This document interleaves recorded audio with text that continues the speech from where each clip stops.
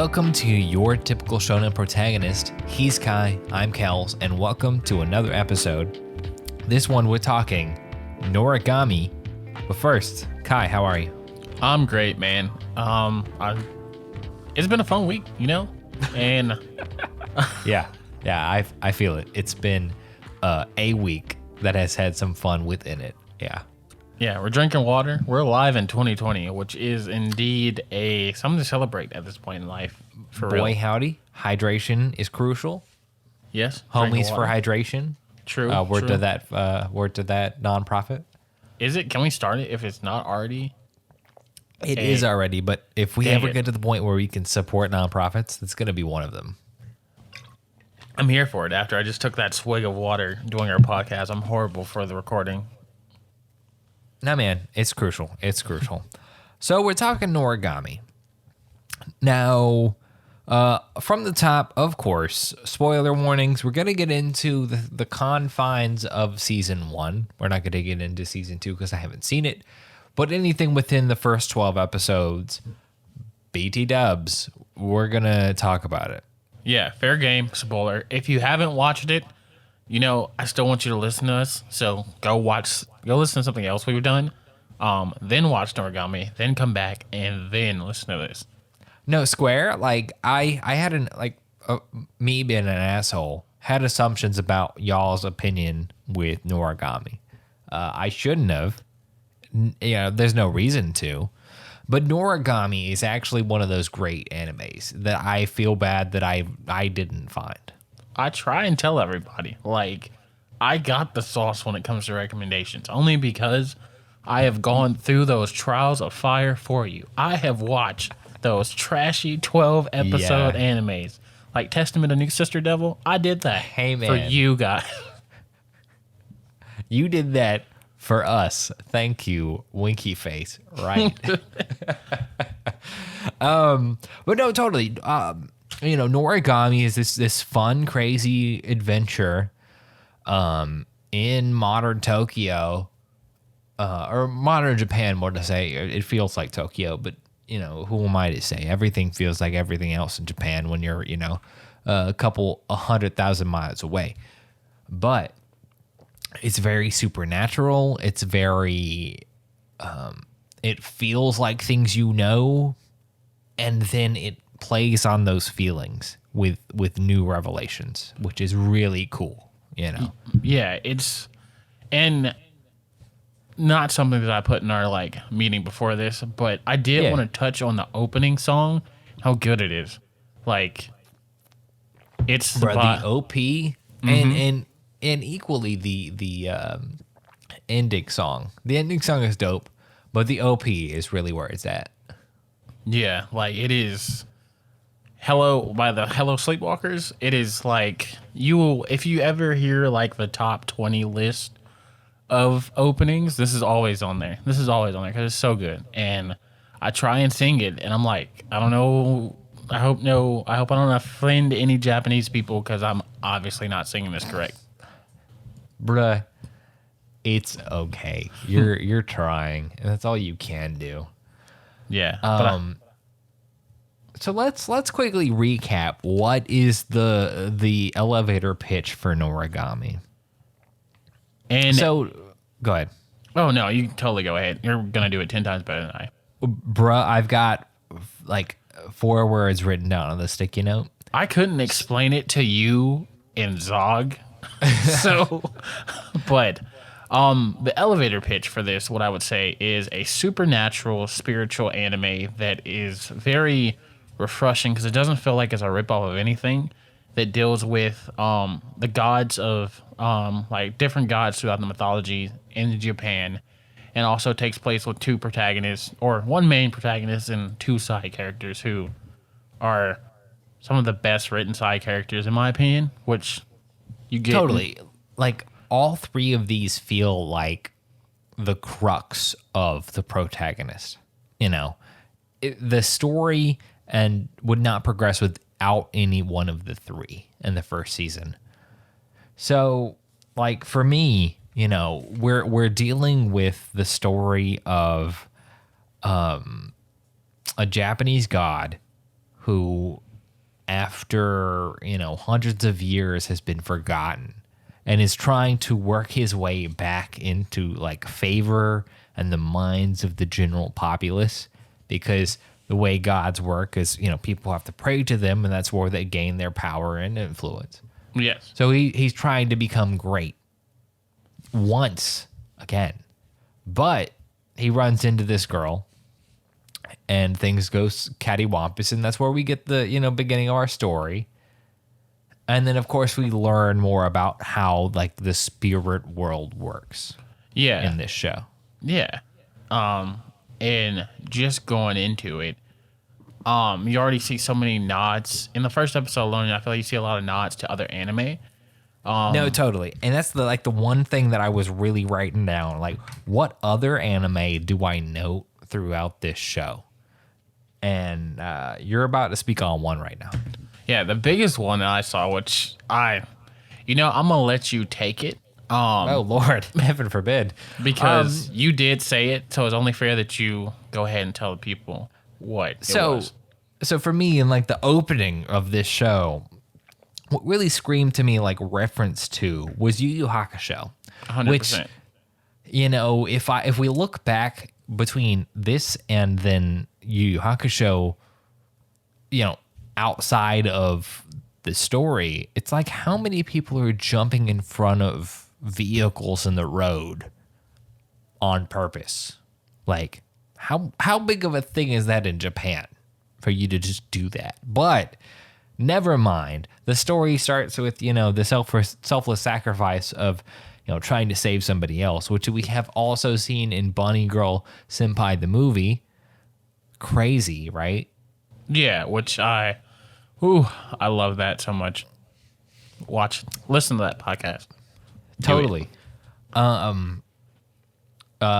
Rascal Does Not Dream of a Dreamy Girl still on this YTSP playlist, but this is where we start. Suddenly, the girl didn't make it out alive when she jumped out to save the god Yato, our main protagonist god, who didn't really need the help. He didn't really need the help, which is like the worst part.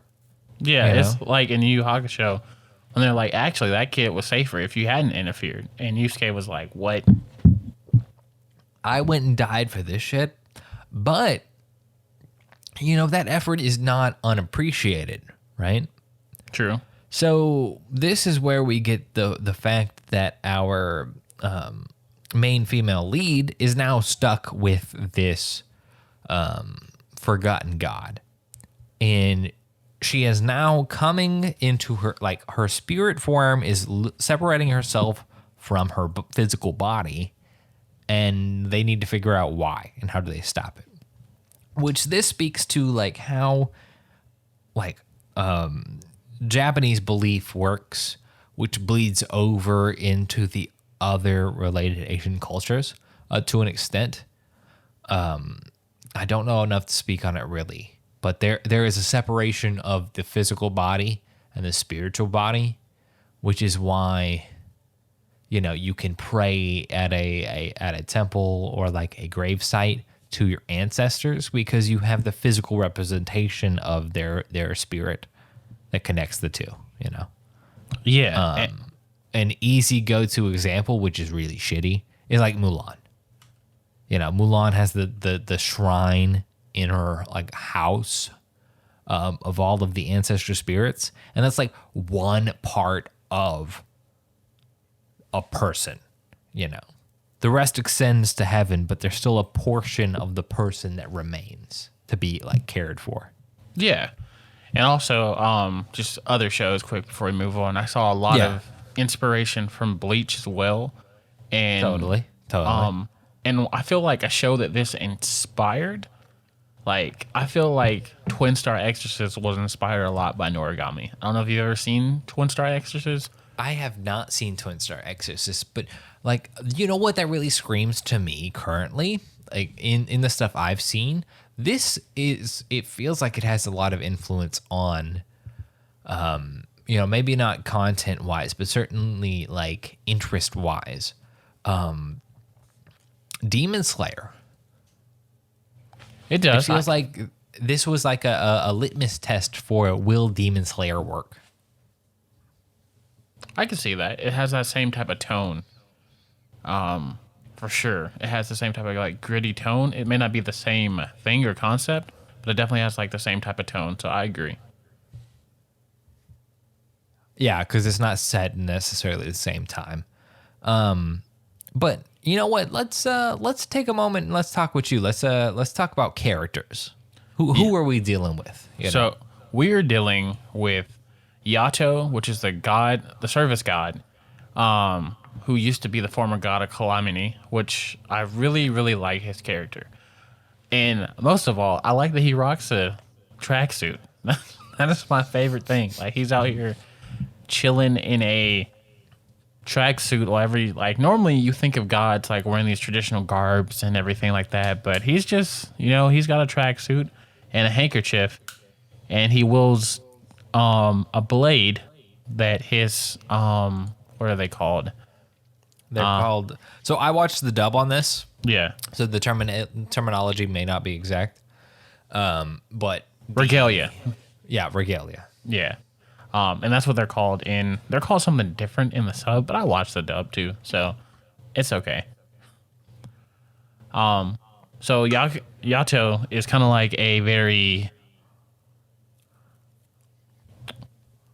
I would describe him as I don't want to say a typical shonen protagonist, but Most certainly not. He is certainly both. He has a personality that is so ingrained by time, right? Because the thing we're dealing with here is like, what is time to a god, right? The frame of reference for time between you and me is not necessarily even relevant to them. So they have both all of the experiences the time will give them, but they also, have a job to do. So it's sort of an embodiment of that. So our transportation god Yato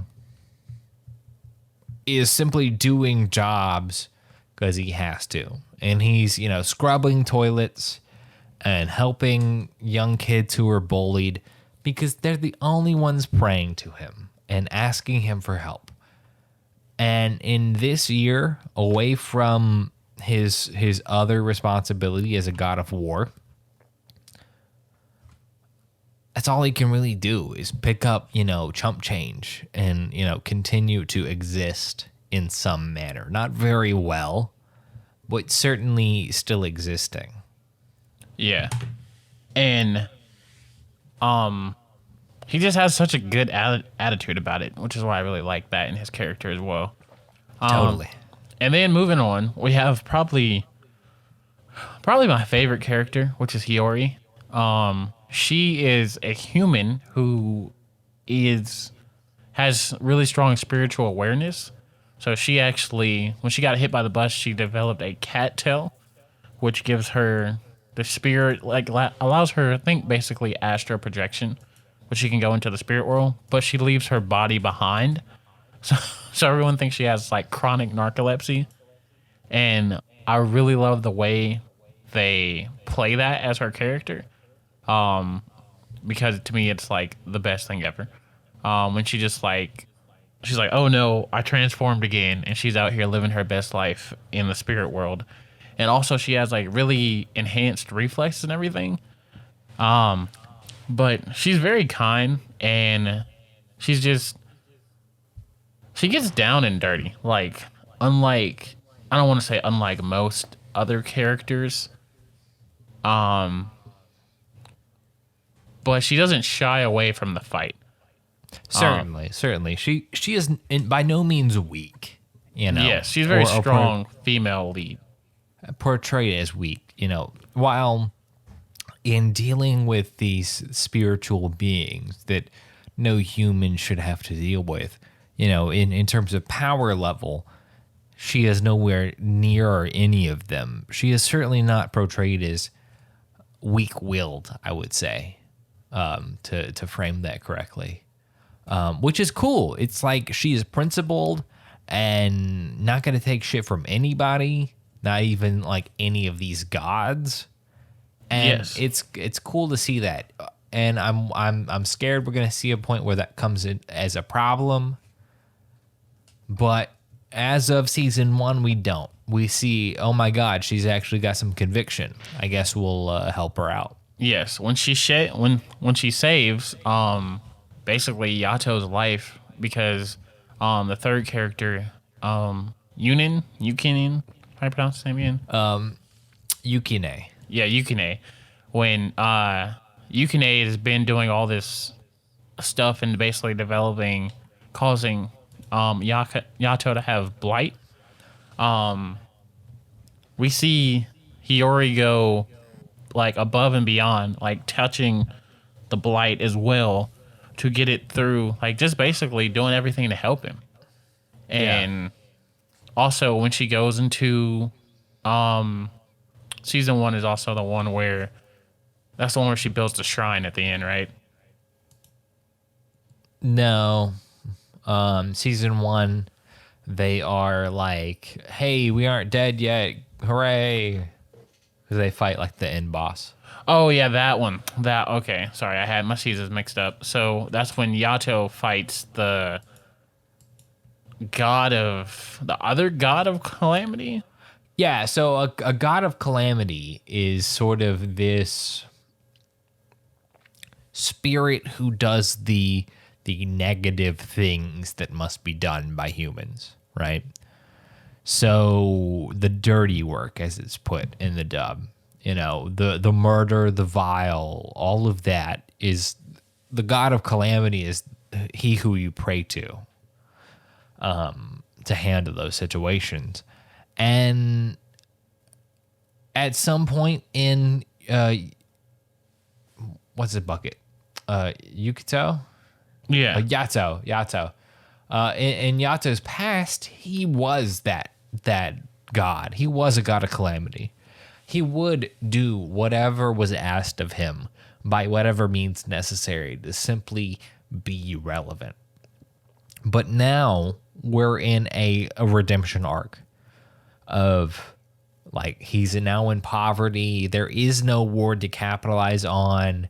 He's simply got to do what he's got to do to make it, but there's no opportunity, and he's seen the flaws of taking the easy way out. So in that, we get the relationship between like gods and senki, which are regalia.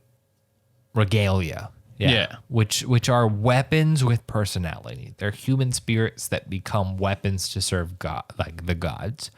Which in that, I see the reference to like Soul Eater. I'm sure that there's a deeper cultural reference between this and that, beyond simply the anime. But this is what screams to me like a weapon with personality is like it's Soul Eater. But the relationships we're dealing with are slightly more complex, Soul Eater feels a touch childish. It does compared to this, just because there's that real life consequence and there's this grittiness and it deals with a lot of dark themes as well. Yeah, and not to Soul Eater's detriment, but like this feels a touch realer. It does, and especially when we go into Yukino, or not Yukino, Lord. Yukine, the next character, the third one, who actually is the regalia, who turns into the swords. We see that he is going through a lot, because to turn to regalia, you basically have to be dead. Well, not basically. You do have to be dead. You have to be a soul who has passed on and not ready yet to accept, I guess, that it's all over. Like this is the end. So you have to be someone of a fresh soul, and basically that's how you get turned into regalia, which we see is also a problem for another character, Bishamon, which I'll get into later. But so Yato takes one of these wandering spirits and turns it into his regalia, which is Yukine. And Yukine is like, he goes through this whole self-discovery, like painful arc. And he's like, I want to be alive. Why did I have to die?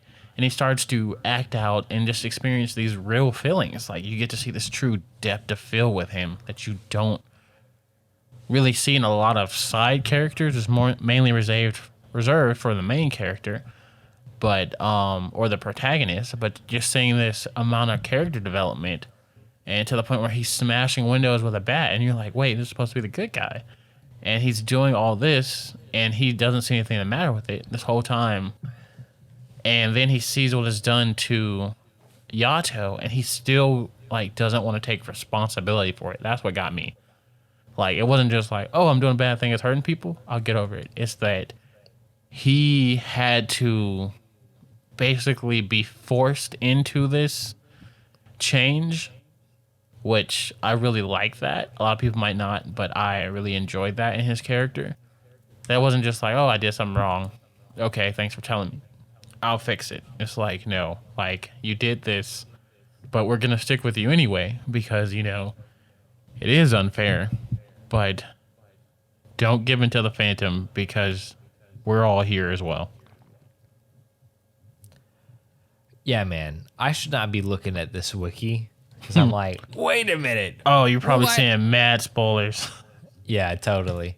Which piques my interest about watching season 2. Season 2 is great. But no, totally. Like the interesting part there, you're right, is the relationships between these characters. That Yato was willing to put up with this physical like pain in the blight to convince Yukine that he's got his back, that he's willing to give him a shot and not abandon him like he's thinking he's going to be abandoned in general. You know? Yeah. That it takes all of like 8-10 episodes to get there. And that's what the first season is spent on. Like, that's a story arc right there. Is that, you know, it's convincing Yukine that he is of value and is cared for and has friends, you know. Yeah, man, it's a good time. And I really love how they did all the characters because there's so many more characters which we can go into, but you got to watch the series for that. Did you have a favorite character? Shit. No, I don't know, man. If I had to say, it would probably be Daikoku, the goddess of poverty's Seki. He's pretty fun. He's got a lot of conviction. And he's willing to go out of his way to like help our main trio's Seki, Yukine. So like probably him. What about you? Do you have a favorite character? It'd probably be between either Bishamon or Hiyori, but probably Bishamon. Like, why those two? It enlightened me. well, okay, so Bishamon is slight spoilers for season 2, so I'm gonna avoid that. But just basically, Bishamon, like you said, her conviction and like just her story as well, as it shows, like, yes, she's a good person for saving all these regalia and turning all these souls into regalia, but you see that it's taking a real toll on her, and it's also like you really get to see the turn of that. You get to see what happens, which you don't see in season 1, I believe. I believe you see in season 2.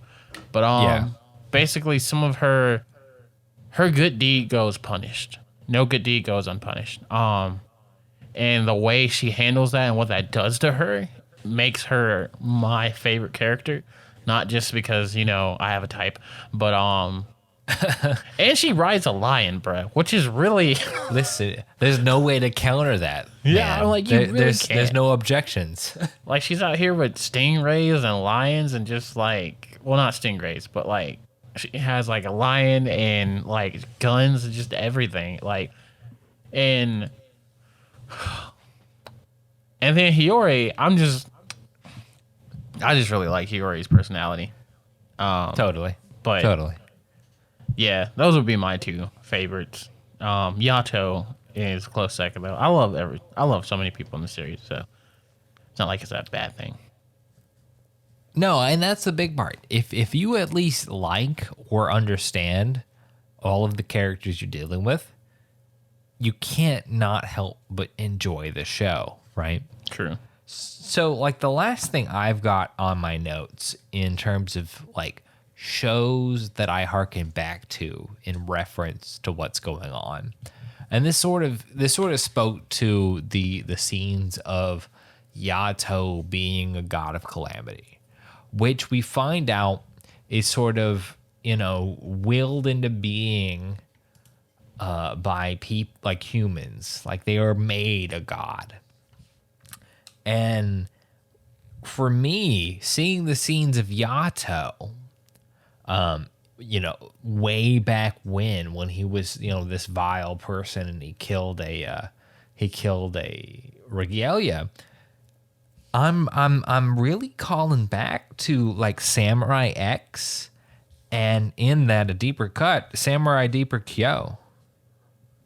That sort of Batosai the Manslayer situation. No, most def. Now that we're out of the feudal war era, how do you handle everything that you've been through and everything you're good at? Like, I definitely feel that, because like, and it also goes to that vibe of, I get the vibe of Yato being one of those characters where you had to kill, like, but now you don't do that anymore. Like, you've literally turned your whole way of thinking, and you could go back anytime, which is like a real dilemma to deal with. Like, because like you said, Samurai X, Rurouni Kenshin deals with that perfectly. I would argue that. I would argue that there is no going backwards. Like, there's no trigger to put you back in that like insta-kill mindset, because everything is compounded on itself. Every experience is added to the knowledge of the person. So everything that Yato has had to deal with since then to now, both his dealings with being this murderous person and calling on the Nora, which is a Seki who has been used by multiple gods, been named by multiple gods, which is very looked down upon. Calling upon a Nora to solve the problem, and then how does that relate to everything else he's got to deal with? Everything compounds. I don't think it's an easy switch, which we do see that. We see that back at the end of season 1, that he's got to like handle his past. He's got to confront it. But still, we're dealing with the fact that we have what's her bucket? Hiyori. Yeah, we've got Hiyori, who is like this innocent bystander that that Yato is trying to protect. And while he will kill, he's not going out of his way to kill at the cost of Hiyori or Yukine, Yeah. Yeah. I would say watch season 2. Because I was referring to something that happened in season 2, which I'm sure we encounter this predicament again. Yeah. But season 2, you see a lot of Yakuto's backstory, or Yato. I don't want to call him Yato, but Yato's backstory, which is really interesting. And that whole second season is there's a lot of dope things that happen in there, and I highly recommend season 2. And I'm gonna be honest with y'all, we're still waiting on season 3. It's been a hot minute. I have hope. The manga is there in the meantime, but I have hope that we're gonna have a season 3 because it is so good. You out of talking points? All I got is, yep, I'm out of talking points. Just the power system, but we already covered that with regalias. Yeah. So yeah, I'm good. So we're gonna figure out what we're doing next. We're trying to get ready for October, for spooky October, Spooky, scary stuff. which that is when we're finally gonna cover the long-awaited Vampire Night. D. Yes, Vampire Nights. I'm Yeah, like, that's I didn't the know one. if you were waiting for me. Not Vampire Hunter D, but yeah, Vampire Nights. Sure, of course. Yeah, no idea what Vampire Hunter D is. You're gonna find out. It's gonna be spooky, scary skeletons. Oh Lord. What's coming up next, though? We may watch season 2, and by we, I mean me. And we will likely cover Noragami season 2 coming up next, unless we've got something else coming up, in which you will find out next Monday. Yeah, stay tuned. In October, also, we might possibly have some guests on the show again. If he stops being a loser.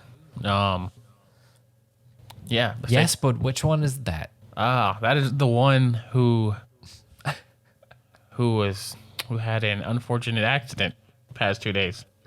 Tragic. He got hit by Trunk Coon, so Yeah. we're gonna summon the spirits. Yes, it was a truck, so he did get hit by Truck Coon. Wow. Yeah. That's crazy coincidence. But until then, we've got social media information to plug to you unsuspecting listener. So first off, we've got this product and Content Breaker, which are both available at your TSP, your typical Shonen protagonist, on all of the broadcast joints. We're talking Spotify, we're talking iTunes, we're talking Apple Podcasts, Google Podcasts. Just punch in this information, you'll find it. Believe me. Yes. And we've got a Twitter. That's your TSP. That's URTSP, where we just link the website, which is YTSP.org. But you've got a Twitter too, guy. Yeah, you can catch me at StagDreads with a Z, because I'm cool. Come out, listen to me, discover my spiritual self by listening to reggae. Who knows what's happening on there? You do, which is the big thing. If you want to take part in all of this crazy stuff, hit us up. But until then, we'll catch you next time on your typical Shonen protagonist. Bye.